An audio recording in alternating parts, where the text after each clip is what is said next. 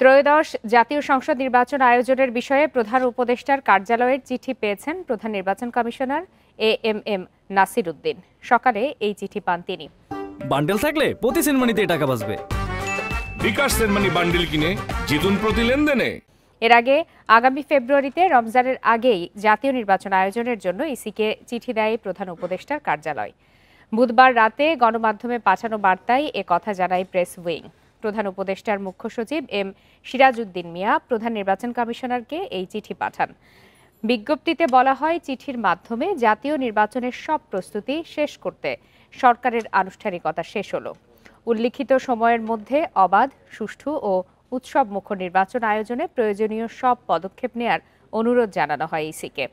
মঙ্গলবার জাতির উদ্দেশ্যে ভাষণে এই চিঠি পাঠানো হবে বলে জানান প্রধান উপদেষ্টা অধ্যাপক মোহাম্মদ ইউনুস।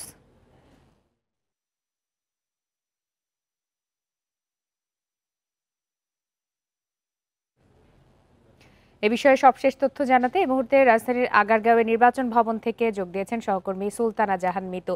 সুলতানা জাহান মিতু, নিঃসন্দেহে নির্বাচন কমিশনে আজ একটু ব্যস্ততা থাকার কথা, যেহেতু প্রধান উপদেষ্টার কার্যালয়ে চিঠি এসে পৌঁছেছে সকালে। এর পরে সেখানকার পরিস্থিতি কেমন চোখে পড়ছে আপনার?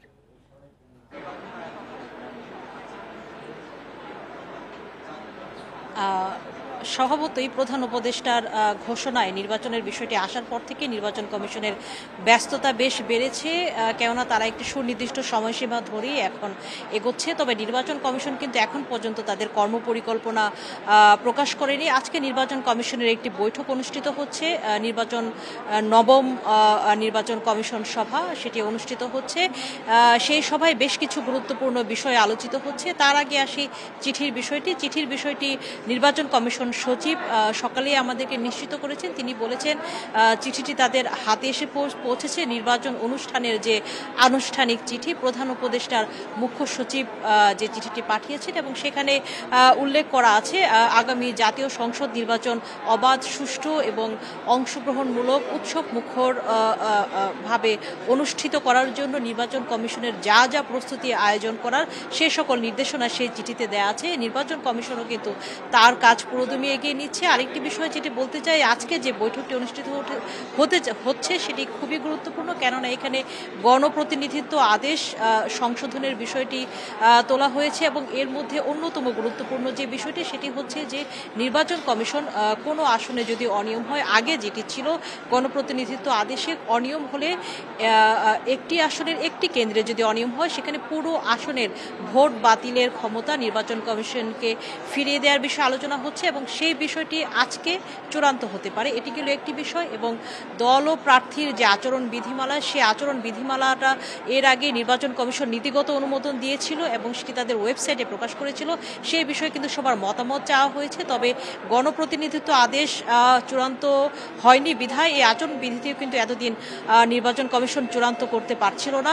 সব মিলিয়ে এই দুইটি বিষয় আজকে চূড়ান্ত হওয়ার অপেক্ষায়। আমরা আশা করছি আজকের যে নবম কমিশন সভা, সেই সভার পরেই এই আচরণ বিধি এবং আরপিও অর্থাৎ নির্বাচন পরিচালনার যত আইন আছে সেই আইনের যে মাদার আইন আরপিও গণপ্রতিনিধিত্ব আদেশ, সেটি সংশোধনের মাধ্যমে নির্বাচনের দিকে অনেকটাই এগিয়ে যাবে নির্বাচন কমিশন, সেটি আমরা দেখছি। আর গতকাল প্রধান নির্বাচন কমিশনার আনুষ্ঠানিক ব্রিফিংয়ে জানিয়েছিলেন নির্বাচনের প্রস্তুতিতে তারা কতদূর এগিয়েছে।